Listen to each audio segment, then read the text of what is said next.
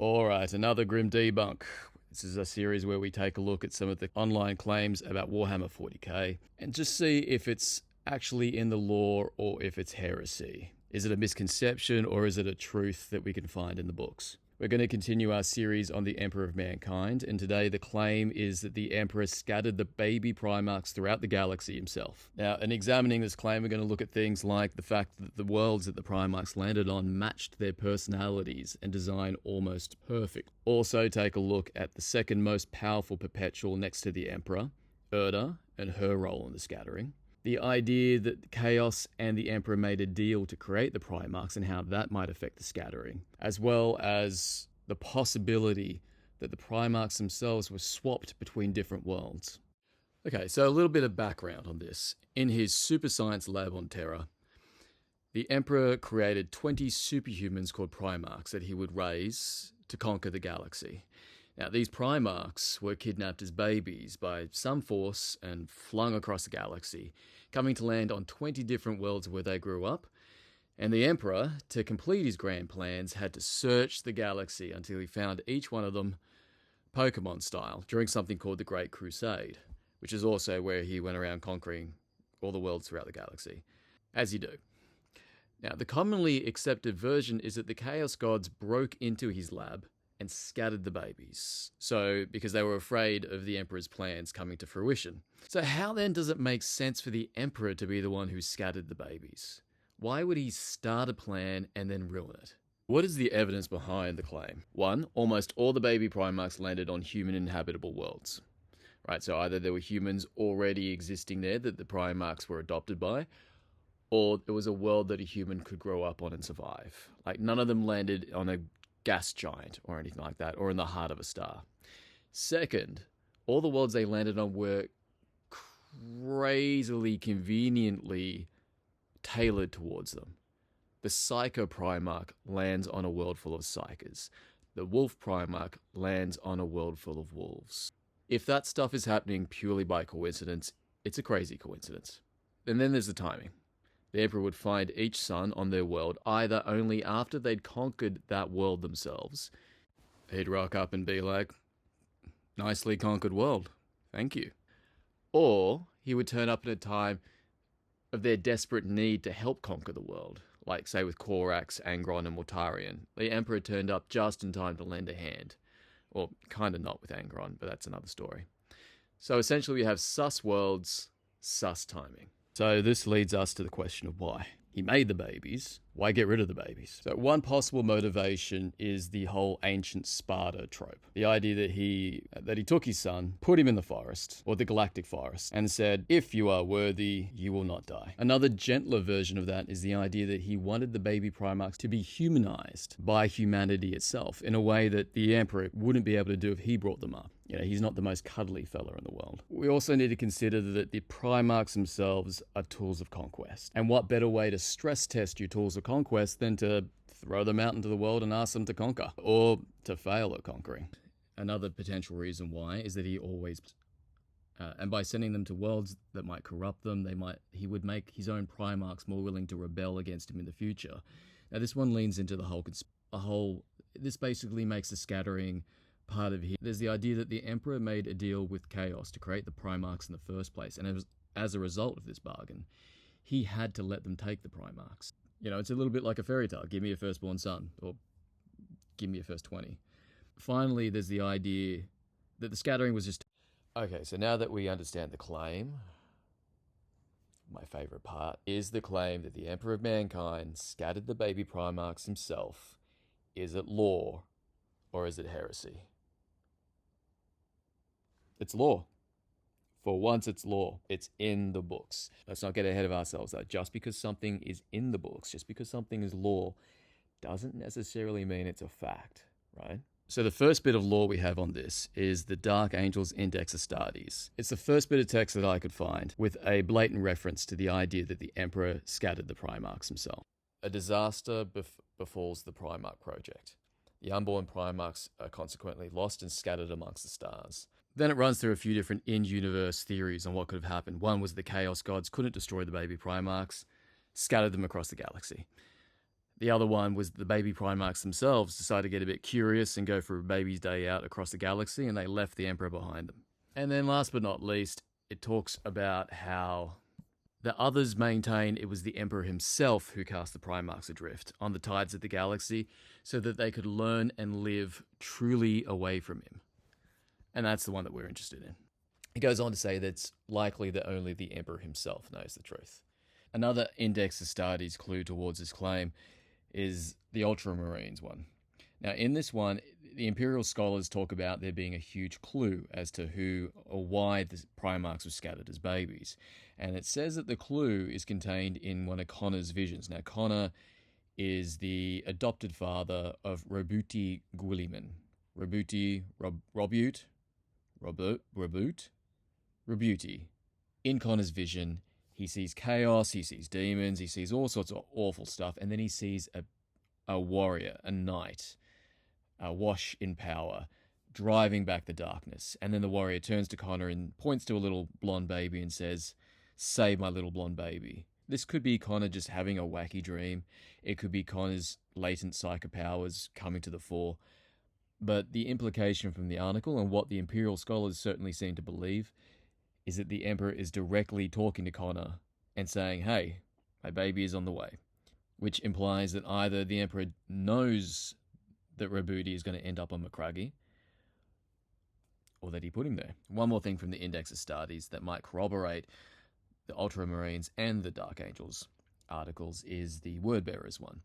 In that, Lorgar, who lands on his own planet of Colchis, I'm not too sure, he also receives visions of the Emperor coming to find him and reunite with him on this planet. If that's supposed to work together with the visions for Connor, then that would imply that the Emperor is telling Lorgar, "Hey, I know where you are. I'm coming to pick you up. Wait there." Also, conquer the planet. Next, we have the Horus Heresy novel Unremembered Empire by Dan Abnett. Now, in this one, Guilliman Robuti is thinking back to when his father, the Emperor, told him about how the powers of chaos snatched the baby Primarchs away from him. And Robuti thinks about this, and he thinks to himself that it's complete nonsense. His father was giving him a cover story, as far as Robuti is concerned. Because for him, he thinks that the Emperor is far more competent than that, than to allow chaos to take the kids away. He thinks that the Emperor allowed the scattering to happen, or arranged for it. Having 20 genetically engineered heirs wasn't enough. They had to be tested, they had to be tempered. And scattering them across the universe in space and time is the only way to see which one would actually succeed. This is perfectly in line with the way that Robuti thinks. I mean, he's essentially a space Spartan, a 30k space Spartan, which is very much in line with the whole pop culture idea of Spartans dumping babies in the woods and being like, "Show me what you got, kid." Along similar lines is Pharos by Guy Haley, another Horus Heresy novel. In this one, Kurz and Sanguinius, two other Primarchs, are having a disagreement or having a discussion over how they thought they were scattered. And Kurz points out that it's just a little bit convenient that we all landed on planets that were perfectly suited to who we are. And Sanguinius is like, I kind of don't want to say it, but yeah, it's hella convenient. In a short story by Jim Swallow called Lantern's Light, Mortarion is thinking back to a similar conversation he had with the Emperor about the scattering and how his dad pretty much evaded any clear answer on what the hell went down. And Mortarion, when he tries to come up with possibilities of what actually happened, he doesn't like any of the ones that come to his mind, which implies that he thinks that the Emperor might have dumped the Primarchs into the galaxy himself. The big one that shows us something happening in real time is False Gods by Graham McNeill, a very early Horus Heresy book. In this one, Horus, the favourite amongst the Primarchs, supposedly travels back in time to the lab with the baby Primarchs in it before they were scattered. And he actually sees a warp portal open up within the lab. The Emperor appears. The baby Primarchs are about to be sucked through the warp portal. The Emperor appears and stops them mid-flight, stops time essentially, thinks about it, weighs up all the possibilities, and then just goes, yeah, and lets the baby Primarchs be sucked through the warp. Horus is watching the whole thing go down, and he's yelling out, "No, don't do it, Daddy." The Emperor doesn't care, walks away. It might be that Horus went back in time. It might be a vision shown to him by the Chaos Gods, which is true. It might also be a doctored vision, right? The Chaos Gods are just showing Horus what they want him to see. It might even be an allegorical retelling of the events rather than an actual literal one. The other way, this supports the claim that the Emperor, at the very least, allowed or agreed to the Primarchs being scattered across the galaxy. Next up, we have Wolfsbane, another Siege of Terra novel by Guy Haley. So in this one, Leman Russ, the 6th Primarch, is talking to a demon, and the demon has taken on the image of what Leman might have looked like if he was brought up on Terra rather than scattered to Fenris. And this demon Russ says to the real Leman Russ, he says to the true Leman Russ, hey, have you ever considered what a huge coincidence it is that you're the Wolf Primarch, you land on a wolf world and have a wolf legion? Do you really think that you were sent there by chaos or by random chance? Have you just considered that this was all done on purpose? Very much implying, hey, maybe you need to check with Dad. But Lehman is all like, I trust Dad. It's not that deep. And again, this is coming from Chaos, not exactly the most reputable source. Then in Saturnine, I have really got to research how to pronounce these things before I start doing this, by Dan Abnett, we learn that Erda, who is one of the most powerful perpetuals, probably second only to the Emperor in power, and also one of the scientists on his Primarch project, and a co-contributor of genetic material to create the Primarchs, essentially making her the genetic mother of all 21 Primarchs, essentially lost faith in the Emperor's plan and flung the baby Primarchs across the galaxy herself under her own power. Now, as far as the story itself is concerned, this is a revelation. Before the Emperor was blamed, before Chaos was blamed, now it's Erda doing this all on her own because she wants to muck up the plan. Now, when asked about it, she says that the Emperor was mad, but he never came after her, never took any revenge, and just kind of let it go. That could also be just the way the Emperor rolls, right? He's not a particularly vindictive dude. It could imply that she was more or less unknowingly following what he wanted her to do. Did the Emperor, knowing who Erda was and what her morals were and the way she thought, did he bring her onto the Primarch project himself, knowing that she would eventually, because of her morals, because of her views on the world, fall out of love with the idea of the Primarch project and then try and sabotage it? Was she just doing what he wanted her to do all along, thinking that it was her choice? The Emperor, like the Chaos Gods, tend to use other people, like agents, to carry out their actions or carry out their will rather than get their hands dirty, so it's a possibility. And we also have the book Valdor, Birth of the Imperium by Chris Wright. I'll figure it out. Set during the time of the Primarch project. Well, parts of it are set during the time of the Primarch project, before the Great Crusade, before the Primarchs are found. Now, in this book, it's very clear, or it seems to be the huge implication, that the scattering is caused by chaos. Erda isn't mentioned in the Primarch project here, but it seems very much to imply that chaos is the one that stole the babies away from the lab. Now, the wrinkle here is that in the lab, when the Emperor is creating the Space Marine legions that are connected to the Primarchs, each of them has, in the laboratory, before even knowing what these legions would be called, what they would be like, he has sigils and symbols like a wolf's head, a drop of blood with angel wings, all these things that essentially correlate to the legions as they one day would be.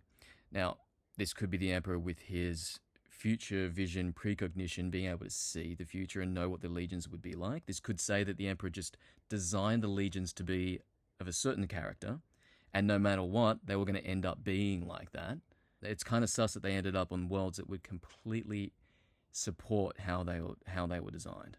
And then last book reference is Scars, also by the same author, Horus Heresy novel.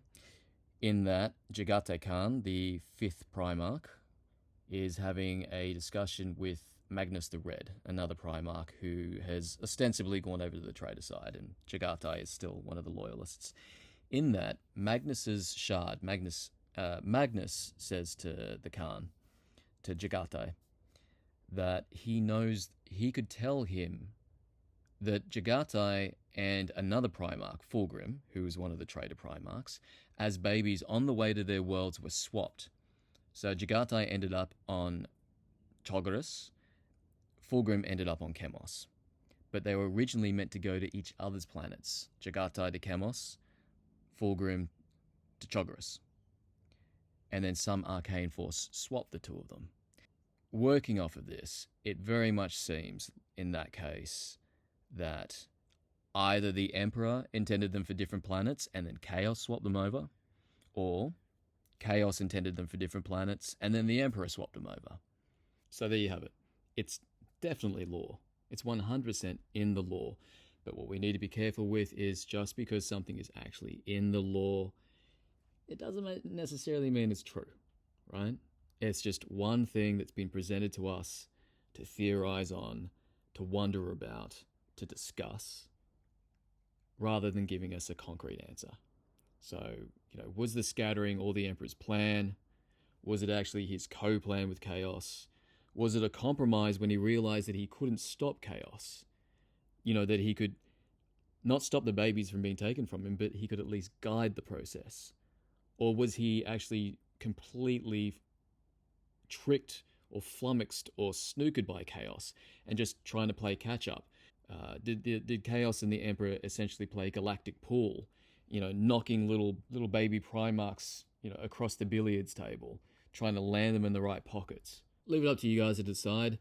I'll just finish that off by saying the main theory, and the one that comes up the most, and it comes up a lot more than the Emperor stuff does, is that Chaos is the one that took the baby Primarchs away. Whether Chaos acted on its own, or acted with the Emperor, or acted with Urda, we don't know.